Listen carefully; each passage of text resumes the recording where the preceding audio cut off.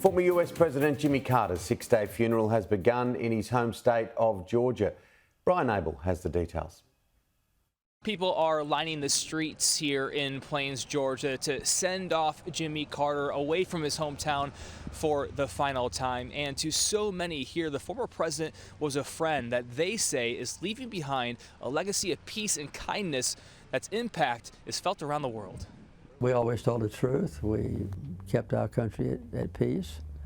We brought peace to other people around the world. The Plains, Georgia born and raised peanut farmer who rose to become the 39th president of the United States before returning to his birthplace will begin his final trip away from home. At 100 years old, Jimmy Carter, the longest living president in U.S. history, died December 29th, surrounded by family. His grandson says the timing was fitting since the family always gathered over the new year. This was sort of one of his last gifts to us, is that the entire family is all going to get together this week again and be there with each other and to, of course, celebrate this remarkable life that he had. With that remarkable life comes reverential moments in his passing. The late president's motorcade's first stop is Carter's boyhood home in Archery, Georgia.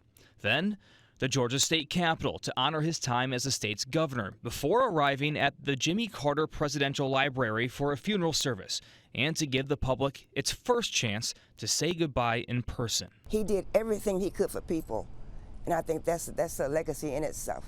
Carter will also be remembered for his diplomacy, championing of human rights, and his life of service. A lot of people in this world are out there carrying on his legacy, so it doesn't fall to any of us in particular, and that's a heartening thing, because it would be very difficult to live up to if you tried.